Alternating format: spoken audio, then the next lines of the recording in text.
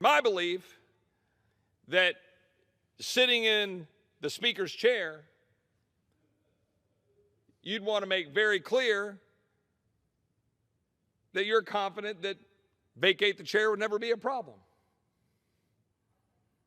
Yet, Republicans circled the wagons yesterday. You know why? It's about power. It's about the fear of losing power. It's about the fear of change. It's about the fear of empowering the body to do its thing. It's about the fear of open debate. It's about the fear of regular order. It's about the fear of votes. It's about the fear of taking tough votes. I don't fear tough votes. But I will say something to my Republican colleagues. Don't talk to me about change or what you think is changing until you tell me about the process you're going to use to bring bills to this floor. Because if I don't have the right to amend it, if I don't have the right to represent my constituents, if I don't have the right to have a voice, and you're going to come down and whip me and whip my colleagues to support a bill crammed down my throat by a rules committee that I didn't vote for or select, if you're going to tell me I've got to eat that vote, then that's not representative government, and that's not the way we should do things. When you bring a bill to the floor of the House of Representatives through a rules committee, and it's told to be must passed, National Defense Authorization Act, which by the way is not must pass, always considered such, appropriations bills. How many of my colleagues went to the microphone yesterday saying, look, continuing resolutions are destroying our military. We need actual appropriations. You know what? I do not disagree.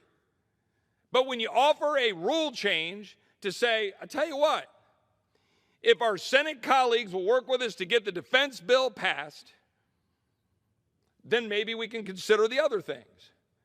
And they're saying, well, no, we don't want to bind our hands to the Senate. But that sounds nice, doesn't it? The truth is, what they don't want to do is give up the ability to do what they always do, which is try to jam through an omnibus spending bill with backroom deals cut in order to try to drive up defense spending. I support our defense. I want them to be properly funded. But I don't want them to get more blank checks. When are we going to have a debate about guns and butter? When are we going to stop spending money we don't have? When are we going to have an honest conversation in this body? Is it when we turn off those daggum cameras? Is it when we decide to actually offer amendments on the floor again? You're not going to change anything if you keep doing the same stuff. That's the truth. 2 days ago, I stood up and nominated my friend Andy Biggs for Speaker of the House as the nominee for the Republican Party. Andy did not win that vote. He's my friend. My friend Kevin McCarthy won that vote and earned over a majority of the Republican conference. That news has been reported. Virtually everything that we did in that meeting or said in that meeting was literally verbatim tweeted out in real time or leaked to the press in real time. That's the truth. I have a rule when reporters talk to me about what happens in a meeting that I tell them it's a private meeting and I don't think I should talk about it. But when things leak out in real time about what's being said and what's being done, you at some point have to go explain to the people you represent, to your supporters and people broadly, what were you doing? Because if you can't have a private debate and a private conversation among family, and it's going to be made public, well, then you've got to go explain it.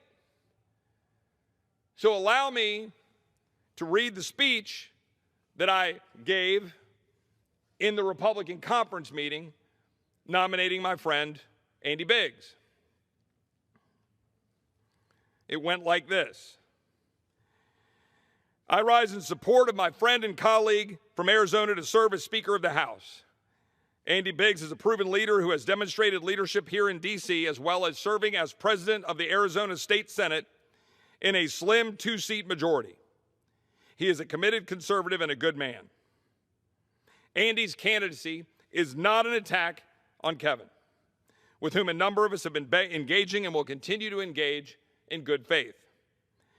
Andy's candidacy is about his courage to stand here today, willing to take arrows, the courage to offer a debate rather than a coronation, the courage to say perhaps, just perhaps, we should consider changing the way we do things in this broken Congress, in this broken town. A town to which our constituents sent us specifically to change it. While there are many factors impacting last Tuesday's elections, the outcome is not so much murky as convicting. Our voters, Republican voters, expected a reckoning. And in so doing, they gave us nearly 5 million more Republican votes in congressional elections than my Democratic colleagues. Yes, redistricting can explain why we gained perhaps a smaller margin than anticipated. But it's not enough. What did we run on? In the 1990s, we ran specifically on crime and a bold agenda to transform Congress. In 2010 and 2012, we ran specifically on cutting spending. Meanwhile, this year, bold conservative leadership outside of this city was affirmed enthusiastically by voters. No one better represents that than Governor Ron DeSantis' overwhelming dominance in Florida. But we also saw Governor Lee in Tennessee, Governor Kemp in Georgia, Governor Reynolds in Iowa, Governor Abbott in Texas. And we saw our own colleague Lee Zeldin's powerful run for governor in New York, where he fell short but helped flip 4 seats. Because Lee ran on something, crime and the rule of law in New York. DeSantis ran on something, fighting COVID tyranny directly and fighting wokeism directly. Governor Abbott ran on something, securing the border, ravaging Texas. Meanwhile, in a midterm election against the most radical, leftist, and dangerous White House in American history, we left the Senate in Democrat hands. And we're looking at a 3 to 5 seat majority in the House of Representatives. So what do? I hear a lot about unity. Amen.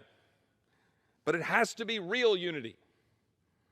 If we just say we are unified, it will not do a thing if the Rules Committee jams a disastrous immigration and border security bill like happened in July of 2018.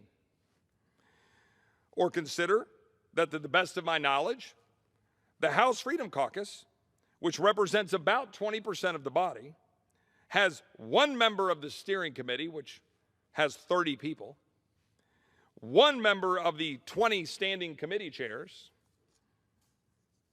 Or respectfully, how about all the PAC money that was spent around this town in favor of leadership-tapped candidates? For example, Rodney Davis over Mary Miller, 2 incumbents. That's why I give you that example. But it's not about any one person or group. It is about empowerment of the whole Republican conference, not just a select few.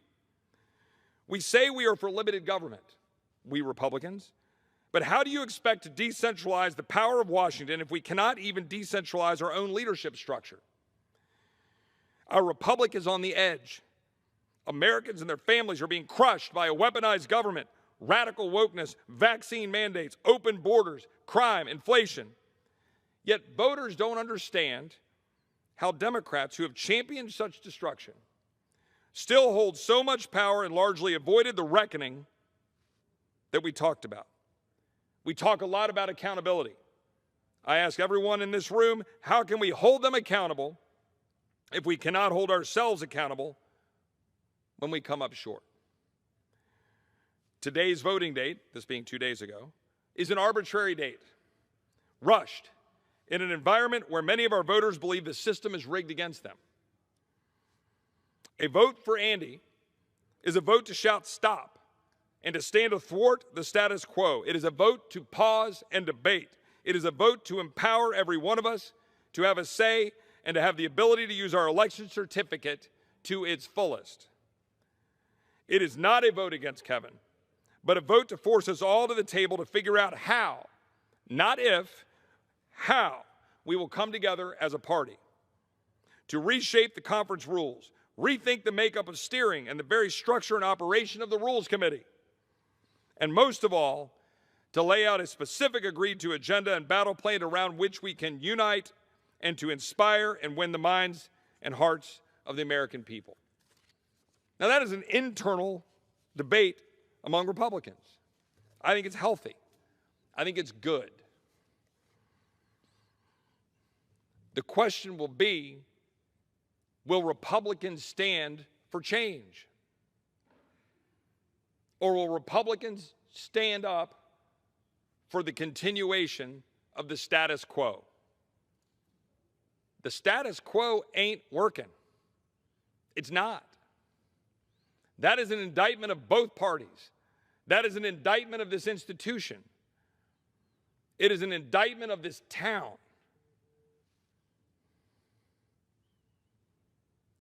We come here called to represent the American people. We come here called to engage in debate and discourse. And as I've said before on this floor, how often have you seen a legitimate and robust debate on this floor? I'd ask all the staff to sit in the room to answer, but that's not appropriate. They're the ones sitting here all the time, along with a handful of C-SPAN viewers. Everybody knows most of the time we're preaching to an empty chamber. Most of the time, if there's a lot of people on the floor, it's only for votes, and a lot of backslapping, and a lot of, hey, when's our dinner tonight? And a lot of, hey, what are we going to do tomorrow? When you leaving town? How fast can we leave town? How quickly can we get to the airport? Chip, don't demand another vote. Dang it, I got to get to my tea time back home. Yeah. But when was the last time you saw a rigorous debate? Yeah, okay, I know we sometimes have the majority leader and the whip go back and forth on a Thursday afternoon or a Friday for an hour. But it's all talking points. It's all posturing. It's all back and forth to say, let's go out on the steps and go give our speeches. When was the last time you had, let's sit here for 3 hours and let's debate Ukraine? All of us, let's get down, let's carve up time. How about 5 days? Let's debate Ukraine. We've given them $70 billion.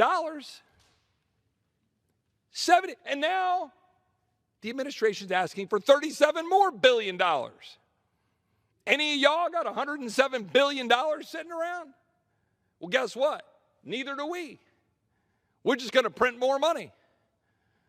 We're just going to print more money, send it to Ukraine, allegedly for